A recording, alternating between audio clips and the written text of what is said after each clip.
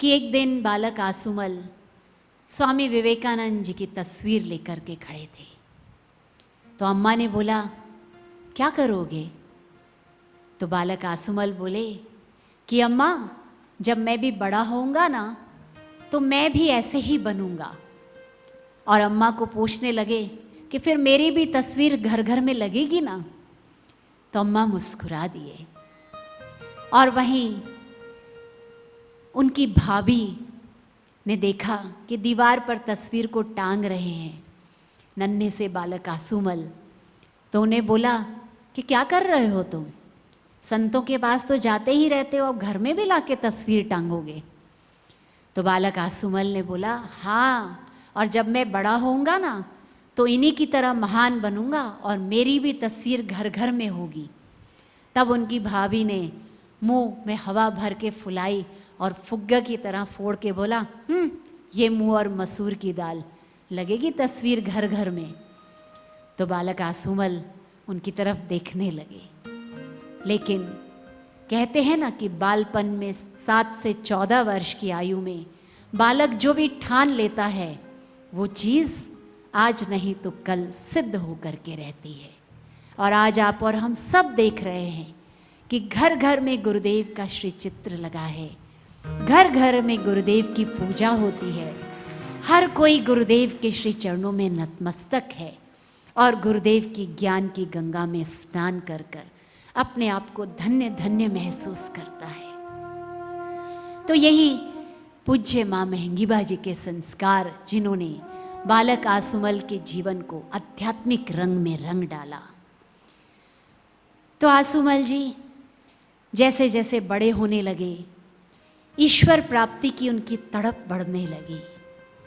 और वो तड़प जिस प्रकार बढ़ रही थी उसको देख करके परिवारजनों को लगने लग गया कि यदि इस बालक आसुमल को हमने शादी के बंधन में नहीं बांधा तो यह सन्यासी न हो जाए। तो इसलिए वो लड़की खोजने लगे।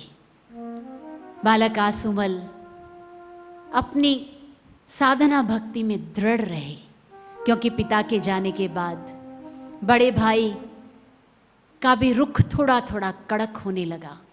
वे चाहते थे कि वे अधिक से अधिक समय दुकान पर बिताएं, क्योंकि जब जब गुरुदेव दुकान पर जाते थे तो आमदनी बहुत अच्छी होती थी, ग्राहक ज़्यादा मात्रा में आते थे। तो उन्हें रहता था कि ज़्यादा से ज़्यादा समय ये बालक दुकान पर बिताए ताकि आवक अच्छी हो।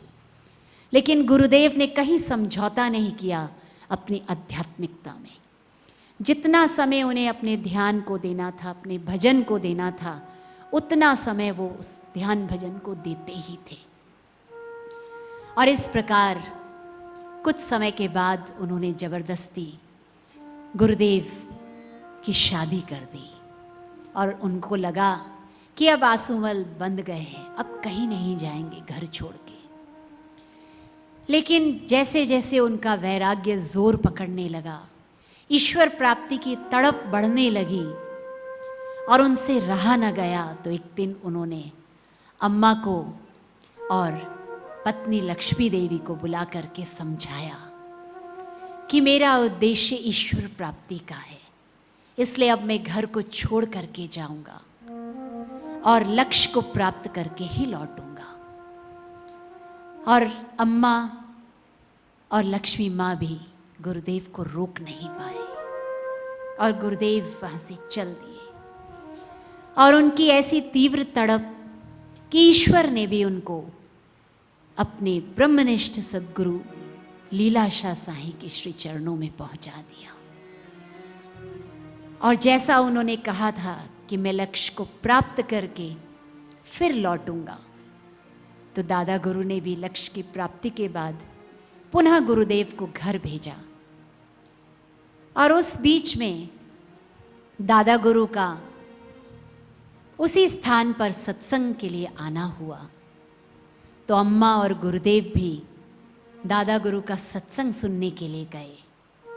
और जब सत्संग सुनने के लिए मणिनगर में गए तो पीछे जगह जहाँ खाली थी वहीं पर अम्मा और गुरुदेव बैठ गए। पास में साध संगत की जूतियां पड़ी थी, लेकिन उन्हें कहाँ परवाह थी। उनकी दृष्टि तो केवल अपने गुरुदेव पर थी। और जैसे ही दादा गुरु की दृष्टि आसूमल जी पर और अम्मा पर पड़ी, तो दादा गुरु ने कहा, तुम वहाँ क्यों बैठे हो? तुम तो ब्रह्मज्ञानी हो गए हो, आओ मेरे पास बैठो, मेरे बगल में बैठो। और फिर अम्मा की तरफ तिरछी निगाह से देखते हुए दादा गुरु ने कहा कि किसी ने उस प्रभु को पूरा नहीं पाया, अगर पाया है तो सिर्फ आसूमल ने पाया है।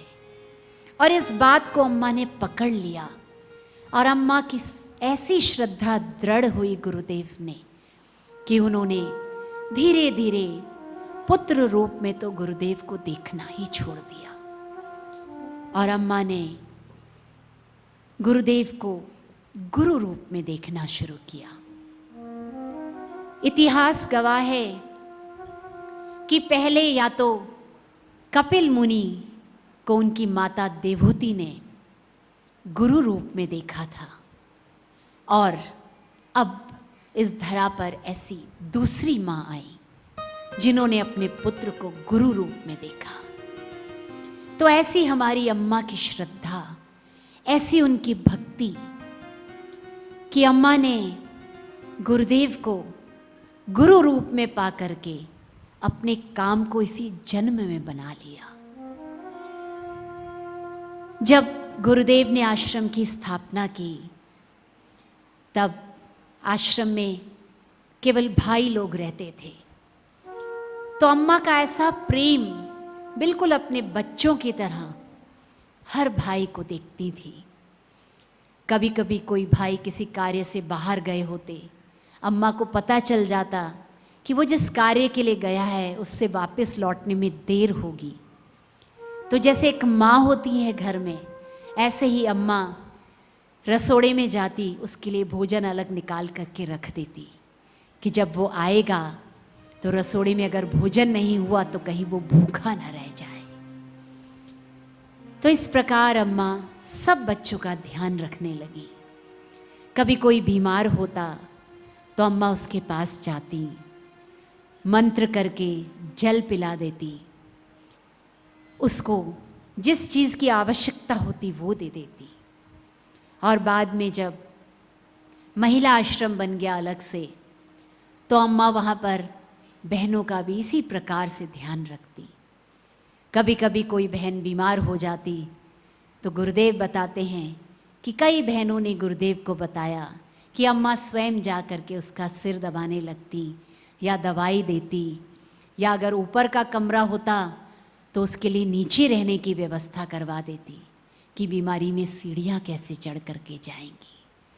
तो ऐसे मातृवत हृदय वाली हमारी अम्मा हर किसी के लिए प्रेम रखती, हर किसी को बड़े ही प्यार से देखती। जब अम्मा गुरुदेव के पास गई नल गुफा में गुरुदेव साधना कर रहे थे, तो गुरुदेव वहाँ पर बैठे साधना कर रहे थे। तो उस समय पर उस गांव में लाइट नहीं थी, तो लाइट न होने के कारण कुछ भी दिखाई नहीं दे रहा था। तो अम्मा जैसे वहाँ पहुँचे तो हल्की सी रोशनी में उन्हें दिखा कि गुरुदेव ध्यानस्थ बैठे हैं और पास में एक सर्प घूम रहा है। लेकिन अम्मा ने भी कुछ नहीं कहा उस सर्प को। थोड़ी दूरी पर जाकर अम्मा भी ध्यानस्थ होकर के बैठ गए, क्योंकि गुरुदेव का ऐसा प्रताप था, ऐसी दृष्टि थी उनकी सबके अंदर उस ब्रह्म को निहारने की कि कोई भी जीव जंतु क्या बिगाड़ेगा गुरुदेव का। तो वही ब्रह्ममयी दृष्टि के कारण अम्मा भी निश्चिंत थे, क्योंकि दादा गुरु से सुन लिया था ना कि किसी ने नहीं पाया पूरा, अगर पाया है तो केवल आसूमल ने पाया है। और अम्मा की ऐसी श्रद्धा थी कि यदि गुरुदेव एक बार किसी चीज़ के लिए मना कर देते तो अम्मा उस कार्य को दोबारा कभी नहीं करती थी। एक बार गुरुदेव आए, उन्होंने देखा कि अम्मा दही खा रहे थे। तो गुरुदेव ने कहा कि अम्मा, दही खाना ठीक नहीं है, पचने में भारी होती है। तो उस दिन के बाद अम्मा ने पूरे जीवन भर कभी भी दही नहीं खाई। और ऐसे ही एक दिन गुरुदेव चक्कर पर आए तो अम्मा मकई खा रहे थे। मकई का भुट्टा होता है ना, तो अम्मा मकई खा रहे थे। तो गुरुदेव ने कहा कि अम्मा, अब शरीर वृद्धावस्था को प्राप्त हो रहा है, पाचन कमज़ोर हो जाता है, तो ये मकई पचने में भारी रहेगी। और 2-3 दिन के बाद में दोबारा से मकई आई, सेविका ने अम्मा को दी। तो अम्मा बोले, नहीं, साईं ने मना किया है। अम्मा ने जीवन भर कभी भुट्टा नहीं खाया। और अम्मा को आम तो इतने पसंद थे, लेकिन एक दिन गुरुदेव ने कह दिया कि अम्मा, आपके शरीर के स्वास्थ्य के अनुकूल नहीं है आम। तो उस दिन के बाद अम्मा ने कभी आम नहीं खाए। आप और हम कैसे हैं, कई बार गुरुदेव कह भी देते हैं, लेकिन वो चीज़ वस्तु सामने आ जाती है तो हमारा मन कैसे हमें भ्रमित कर देता है, ललचा जाता है, और हम कहते हैं चलो थोड़ा सा खा लेते हैं। लेकिन अम्मा ऐसे थे कि अगर एक बार बापू ने कह दिया तो उस बात को पकड़ लेते थे और फिर दोबारा कभी भी वो काम नहीं करते थे। एक बार अम्मा को बापू ने हरिद्वार बुलाया यहीं। तो हरिद्वार आए अम्मा, स्वास्थ्य थोड़ा ढीला था। तो गुरुदेव ने अम्मा के लिए संदेशा भिजवाया कि अम्मा को कहना कि वे रोज़ आना सुबह टहलने के लिए जाया करें। अब ये नहीं मालूम था कि जहाँ निवास है वहाँ पर आसपास में सड़क थोड़ी पथरीली है, रास्ते में कंकर पत्थर ज़्यादा हैं। तो अम्मा रोज़ टहलने जाने लगे गुरुदेव की आज्ञा का पालन करते हुए। फिर गुरुदेव को किसी ने बताया कि बापू, जहाँ अम्मा ठहरे हैं ना, वहाँ का रास्ता अच्छा नहीं है, कंकड़ पत्थर हैं, चलते समय पैरों में चुभ जाते हैं।